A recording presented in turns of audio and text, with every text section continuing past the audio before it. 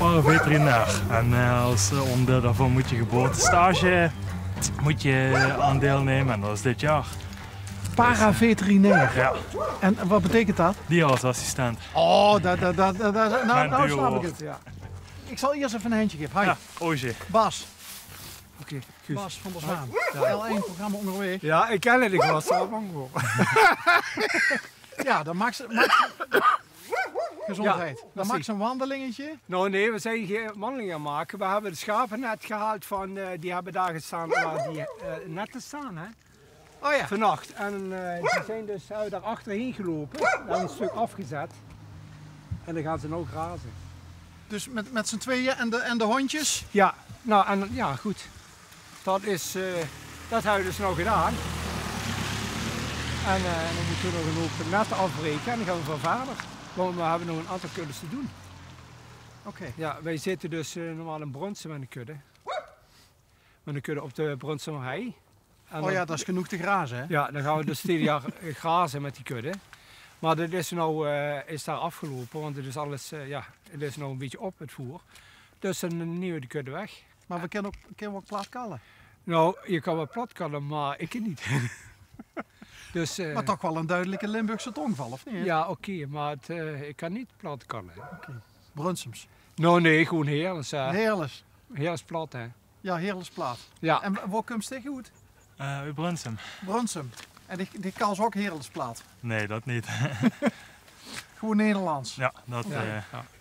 Hey, en dus hij is mee op stage om eigenlijk de schurp te controleren. Met dieren bezig te zijn, hè. Want hij wil dus dierenassistent worden of dierarts. En daar heeft hij dat voor nodig. Of ja, heeft hij dat voor nodig. Dan gaan ze stage lopen op allerhande bedrijven. En nu is hij dus 12 weken bij ons. En hoeveel weken best al van de 12? Dit is de tweede. Tweede week. Dus nog een begin. En dit is de eerste stage? Ja. En? Bevalt het? Ja, zeker. Het is leuk, verschillend werk ook. En het varieert goed. Dus, ja, waarom varieert het? Wat is er zo gevarieerd aan? Ja, het ene moment ben je buiten met de schapen bezig dat je ze moet verplaatsen. Dan moet je netten zetten voor inderdaad het verblijf klaar te maken. Op stal heb je nog een paar schapen die verzorgd moeten worden met voeren. En daar moet je hoeven knippen en zoiets. Dus, maar we beginnen binnenkort met een kudde af te lammeren. Die komen uit Sint-Pieter in Maastricht. En die komen dus volgende maand naar de stal in Brunsum. En dan gaan die aflammeren. En als die dan apart worden gezet, als die gelammerd hebben, dan worden meteen de hoeven geknipt van de ooien. En gecontroleerd. Dus, en dat moet hij dus ook doen. En dat is net zoiets als nagels knippen? Ja, knippen. Zoiets, ja. En dat mag je dan bij je assisteren? Ja, dat mag hij zelf doen. Hè. Dus ik doe hem 1 keer voor en dan is de rest voor hem. Hè. En hoe is het met medische kennis? Als het gaat om dieren? Ja goed, medische kennis. Kijk, mag ik zeggen dat je schaapherder ziet? Ja, dat ben ik. Ik ben schaapherder. Oké. Ja, dus en we moeten de schapen altijd in de gaten houden. Dus zoals elke dag moeten we kijken of er eventueel ziek of manken zijn of wat. Die moeten we altijd in de gaten houden. Dus, en zo gauw ze dus, als wij zien dat ze wat markeren, dan worden ze dus behandeld. Hè. Nou heb ik er geen idee van, maar hoe dik zien we ze nou daarachter? Ja, als je goed kijkt, dan lopen ze aan de rand daar. Ja, aan de rand, ja. Inderdaad. Ja, dit zijn er maar 50 ongeveer, geloof ik. Oh, het zijn er maar 50. Ja. Dus, en als we het over een groot aantal hebben? Nou, we hebben kuddes. De meeste kuddes zijn 250 of 400. Dus er zijn er van 500 bij. Hoeveel hundjes hebben ze dan nodig? Twee. Twee heb ik genoeg aan. Voor 400, 500 schapen? Ja, heb ik genoeg aan. Ja. Dus dat is echt zo, als er 1 schaap over de dam is, dan... Dan volgt de rest. Ja, dat klopt echt. Ja, dat klopt. Nee, maar dit is echt... dat is echt cross-country hoor. Ja, dat moet ook, hè. Hé jong. Kijk, en die zijn dus de hele dag buiten. En of het nou regent of de zon schijnt. Dus dat is niet... Dan geven die niks aan? Nee. Nou, ze moeten gewoon mee, hè. Of ze daarom wel geven, dat is een tweede. Maar Ja, die moeten gewerkt worden. Ja, het zijn werkhonden. Ja. Dus het zijn geen honden voor binnen. Want daar zijn ze te actief voor. Hè. Dus je moet de hele dag werken. En die werken ook heel graag. Hè. Dus je wil ook echt... Als ze een dag niet gewerkt hebben, dan worden ja, ze onrustig. nee, maar een dag. Als die een halve dag niet gewerkt hebben, zijn ze heel onrustig. Ja. Dat zijn echte werkhonden, dus die willen echt eraan. Hè. Hey, en waarom is deze aangelijnd en die niet? Nou, omdat deze... kijk, deze heeft de neiging om weer terug te gaan naar de kudde. Is die nog in opleiding? Ja, die is nog een opleiding, ja. En die is verleerd. Oké. Wat is het verschil in leeftijd? Of... Nou, die is 3,5 en die is 8,5. Oh, kijk.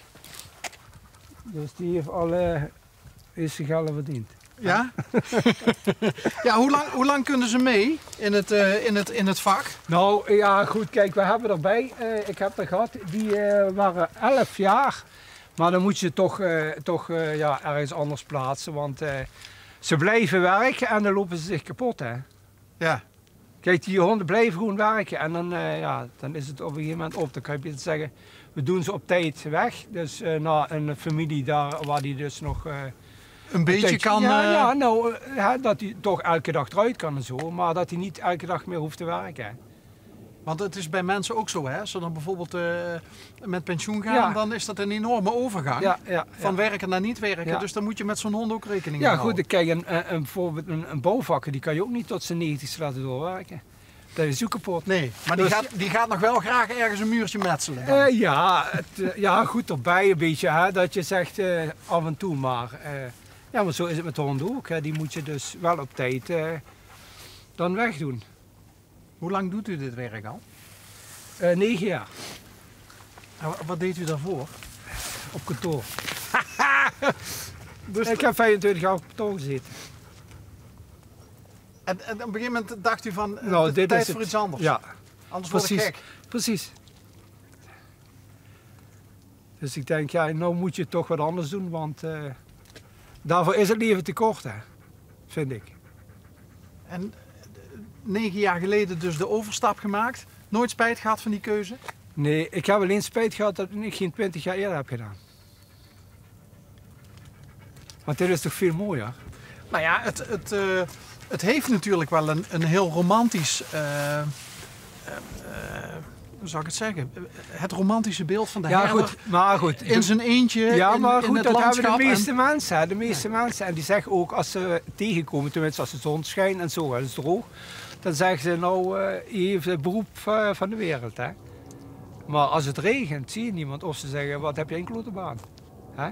Want dan gaan hun lekker binnen zitten bij de kop koffie en jij staat in de regen of in de kou. Dat je zegt van... Maar goed, het is, ik vind het in ieder geval beter dan op kantoor. En wie heeft u het vak geleerd? Van schaapsherder? Dat moet je eigenlijk zelf leren. Hè? Ja? Ja.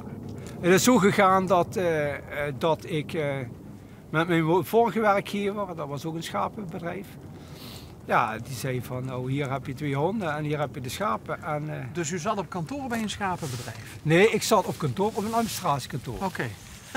Op een administratiekantoor en dan ga je dus met de herder mee. Ja, 2 dagen heb ik geloof ik meegelopen. En toen zei hij van, ja, hier heb je 250 schapen en 2 honden. En ik hoor wel als het misloopt. Ja, zo is het gegaan. En zodoende leer je dus. Hè. En word je dan niet, waren er niet momenten dat u panisch werd? Van, nou, je moet je, ja goed, er zijn natuurlijk momenten geweest waarvan je dacht van, ja, wat moet ik nu? En dus dat je zegt, ik zit in een probleem of zo. Maar ja, goed, die moet je oplossen. Hè. Ja. Dan moet je eigen rustig blijven. En ik ben wel iemand die dus niet vlug in paniek raakt. Ja, die indruk had ik wel. Ja. Ja. Want er zijn hele ergere dingen op de wereld, vind ik. En kijk, ik vind, ja goed, problemen kunnen opgelost worden. En daarvoor, ik ben wat dat betreft een beetje, ja, hoe moet je dat zeggen? Ik ben in ieder geval niet vlug in paniek. Oké. Dus, en ja goed, zo is het gekomen. En, ja. Jij bent ook geen type om op een kantoor te zitten? Nee, dat echt niet, nee. Want waarom dierenarts of assistent dierenarts? Omdat ik graag dieren wil helpen. Het liefste wil ik inderdaad dierenarts worden, maar dat is nou inderdaad voor het begin.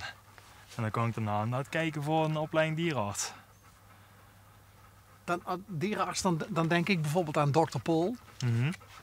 Ken je ongetwijfeld, hè? De serie op, ik weet het kanaal even niet, maar... De hele klas kijkt dus. Ja? Ja.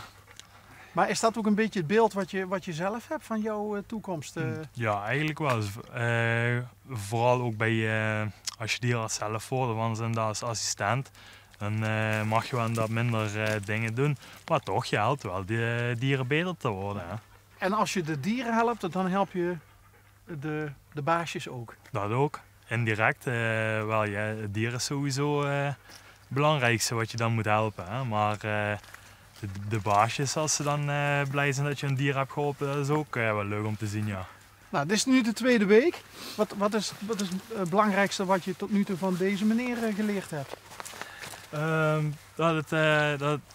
Dat je altijd voorbereid moet zijn op het onverwachte, zeg maar. Dat sowieso, want het kan altijd iets zijn wat onverwacht is. Ja. Dus op alles voorbereid zijn. Ja, ja. Ook, heeft u ook gezegd van wees voorbereid op cameraploegen die je kunnen overvallen? Nou nee, ik heb wel net gezegd tegen hem, kan je dat oude autootje onderweg? Hij zegt nee, ik zeg... Ja, bij deze. Ja. Dus eigenlijk ben je een soort van het voorportaal van Dr. Pol. Ja, eigenlijk wel. Hij lijkt een beetje. Ja, enorm.